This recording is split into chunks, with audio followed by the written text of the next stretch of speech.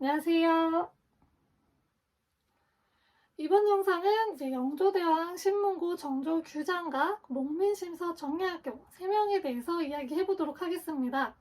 이 영정조 시대는 조선시대의 르네상스라고 불릴 정도로 굉장히 큰 발전이, 조선 후기에 굉장한 발전이 있었던 시기예요. 이 시기를 이끌었던 두 왕에 대해서 이야기해 보도록 하겠습니다. 먼저 영조입니다. 이 노래 가사에서는 영조대왕이라는 말을 썼는데요. 보통 대중적으로 대왕이라는 말은 세종과 정조에게 많이 쓰죠. 영조에게 대왕이라는 말은 잘 쓰지는 않는 것 같습니다. 영조는 이제 처음 즉위했을 때 탕평을 이야기를 했어요. 이것이 무엇이냐 하면 당시 조선시대는 붕당 정치가 한창 진행이 되고 있었거든요. 붕당 정치가 무엇이냐 하면 지금 우리 국회에 당이 나눠져 있잖아요. 그래서 정당이 정치를 하잖아요. 그런 것처럼 조선시대에도 당이 나눠져 있었어요. 자신들의 이해관계, 그리고 그 학문을 받았던 사람, 그리고 그 서원에 따라서 당이 나뉘어졌었는데요. 그 붕당 정치의 폐단이 조금 심했었어요.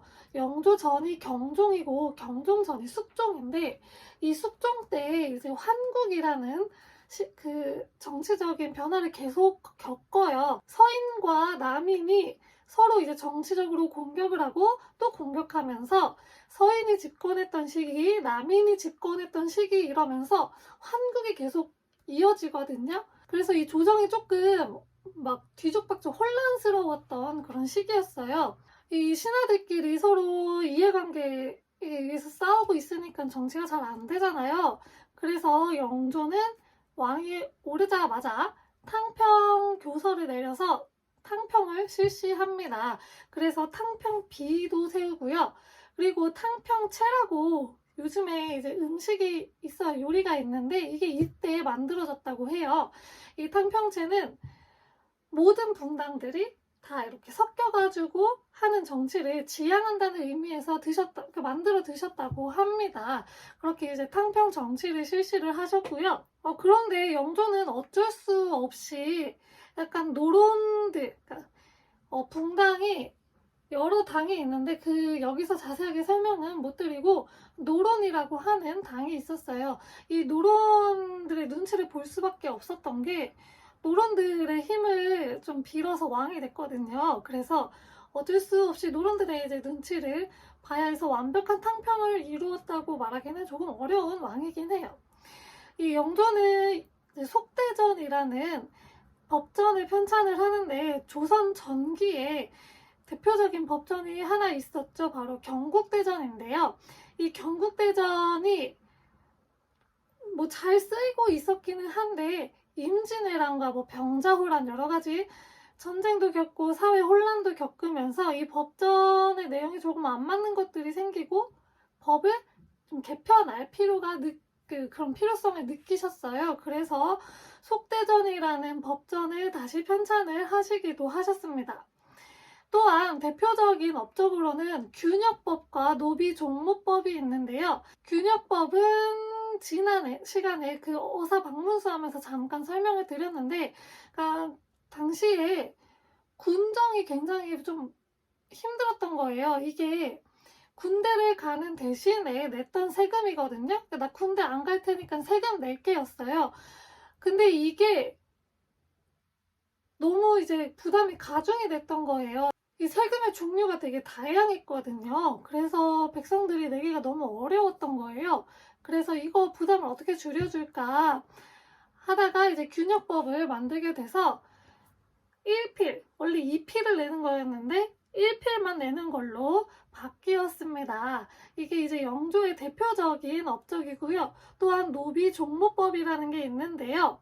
말 그대로 노비는 따를 종, 누구를 따르느냐? 엄마를 따른다. 그래서 자신의 신분을 결정하는 건데 엄마가 노비일 경우에는 노비가 되는 거고 엄마가 노비가 아니면 노비가 아닌 게 되는 거예요. 이거를 왜 했느냐 하면은 당시 이제 세금을 내던 신분 계층은 양인층이었어요. 그 조선시대에는 뭐 반상제도 있지만 양천제에 의해서 원래 만들어진 나라거든요. 그래서 양인과 천민으로 나뉘었어요.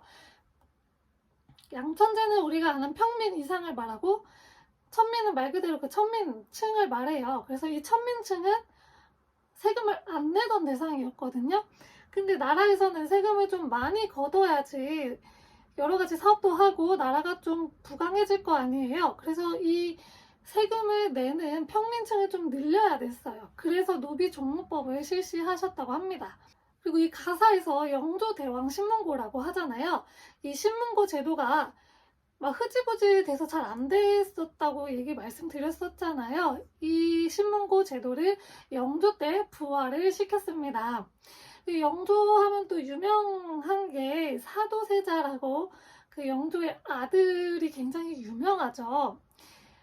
뭐 여러 가지 설이 있지만 어렸을 때부터 이 사도세자가 많이 혼나고 또 옆에서 노론 세력들이 막 그 영조한테 이것저것 이야기해가지고 영조가 제대로 판단을 못하게 만들어서 이 사도세자를 더 옥죄고 막 이렇게 하다 보니까 사도세자가 돌아서 진짜 공부도 안 하고 막 살고 이렇게 됐다 하는 게 대표적으로 이제 우리가 이야기하는 내용이잖아요. 그래서 결국에 사도세자는 뒤주에 갇혀서 죽음을 맞이하게 되고 그 사도세자의 아들이었던 정조가 왕위에 오르게 되었습니다.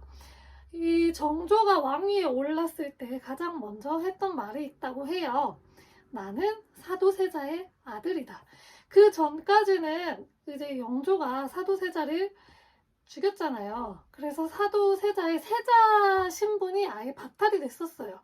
그래서 세자라고 사도세자라고 부르지 않다가 영조가 자기 입으로 자기는 사도세자의 아들이다 라고 이야기를 한 거죠.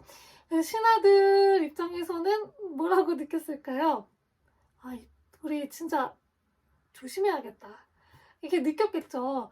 그래서 이로 인해서 왕권을 조금 더 잡으려고 하지 않았을까 합니다. 이 정조는 그 이후의 행보를 보면은 왕권을 좀 강화하기 위해서 노력했던 점들이 좀 보이는데요. 이 규장각이라는 것을 설치를 해요. 그래서 여기에 인재들을 등용을 하는데 기존에 있던 뭐 노론 소론 세력들이 아니고요. 남인 세력도 많이 등용을 하고 또 서울 출신들을 많이 등용을 해요. 서얼은 이제 첩의 자식을 말해요. 당시 첩의 자식들은 출세하기가 굉장히 어려웠어요. 양반층으로 대접받지 못하고 중인층으로 남아 있었거든요. 근데 이런 서얼들을 규장각에 또 등용도 하고 그리고 여기서 초계 문신제라는 것을 실시를 해요. 이 초계 문신제란 무엇이냐? 좀 나이가 있는 사람들을 다시 교육을 시켜서 인재로 등용을 시키는 거예요. 그러니까 원래 이 관료로 지내던 사람들을 재교육시키는 거예요. 이거를 이제 규장각에서 맡아서 하게 했어요. 그렇게 해서 규장각의 세력을 키우고 신진 세력을 이제 키우게 된 거죠. 자기한테 충성하는 신진 세력을 키워서 왕권을 또 강화하게끔 그런 역할을 하였습니다. 또한 자기 친위 부대였던 장룡영이라는 군대도 만들었고요. 또 수원에 화성 있거든요. 지금 세계문화유산으로 등록되어 있는 화성인데 이 화성도 만들어서 이때 여기로 천도를 할 계획도 세웠다고 합니다.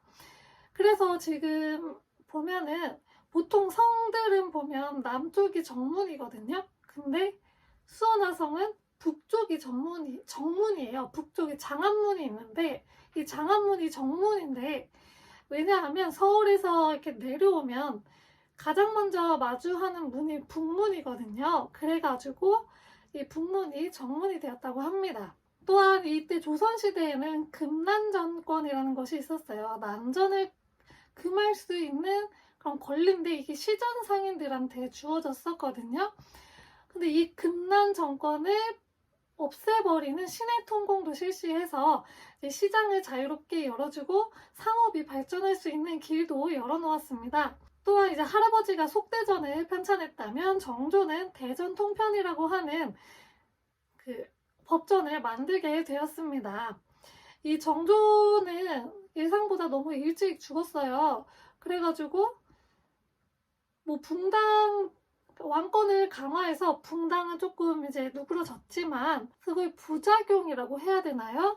그래서 외척 세력들이 좀 강해졌어요. 거기에다가 정조가 예상보다 너무 일찍 죽어서 아들이 어린 나이에 왕위에 오르게 되면서 외척이 수렴청정을 하게 되면서 세도 정치가 실시가 되었습니다. 그 영조의 마지막 비였던 정순왕후가 그때까지 죽지 않고 있어서 이 정순왕후에 의해서 수렴청정이 시작되었고, 그래서 그 정순왕후의 외척 세력들에 의한 세도 정치가 이어지게 되었습니다.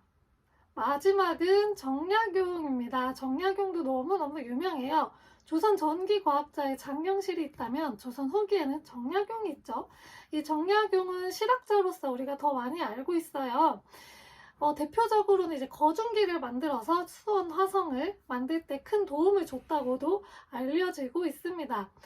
이 실학자적인 측면으로 보자면은 옛날에 뭐 중농학파, 중상학파 이런 단어로 배웠는데 요즘은 뭐 농업중심 개혁론자, 상업중심 개혁론자 이렇게 배운다고 해요. 그래서 이 정약용은 농업중심 개혁론자였어요. 그래서 토지제도 개혁을 주장을 했는데 먼저 여전론을 먼저 주장을 합니다. 여전론은 노동력에 따라서 그 사람이 여기에 얼마나 노동을 들였느냐, 그 노동력에 따라서 수확물을 배분하는 것을 이야기하고요. 그 이후에는 정전론으로 이제 의견을 바꾸는데, 정전론은 우물정자처럼 이렇게 땅을 9개로 나누어요. 그래서 가운데는 다 같이 경작을 해서 여기서 세금을 내는 거예요. 요 하나하나 나머지 8개는 각자가 경작을 해서 내가 갖고, 요 가운데 하나만 8명이 같이 경작을 해서 세금을 여기서 가져가자 하는 게 정전론이에요. 이 정전론은 굉장히 옛날부터 되게 이상적인 토지 제도로서 주장이 많이 되어 왔는데 현실적인 문제로 좀 시행은 되지 않았었습니다. 아무튼 이런 거를 주장을 많이 했고요. 정약용의 대표적인 저서로는 목민심서도 있고 흠음신서도 있고 또 경세유표, 아방강역고 등의 되게 대표적인 저서들이 있습니다. 전라남도 강진에 가면 다산초당이 있는데요. 이 다산초당은 정약용의 유배지예요. 여기 한번 올라가시면 전 되게 힘들었거든요. 그래서 이래서 유배지구나 라는 생각이 들 정도로 진짜 좀 산속으로 막 들어가요. 그래서 여기에 가셔서 아마 정약용이 어떤 삶을 살았을지 한번 생각해 보시는 것도 좋을 것 같습니다. 왜 유배를 갔냐 하면 이 정약용 집안이 다 서학을 받아들였어요. 서학은 지금 천주교를 말하거든요. 이 서학이 처음에는 학문으로 들어왔다가 점점 이제 신앙적인 측면으로 사람들이 받아들여지기 시작해요. 그 정약용 집안도 마찬가지여서 정약용의 형제였던 정약전도 유배를 가게 돼요. 그래서 정약용도 이 서학을 믿어서 유배를 갔었다고 합니다. 자, 여기까지 영조, 정조, 정약용이었습니다. 감사합니다.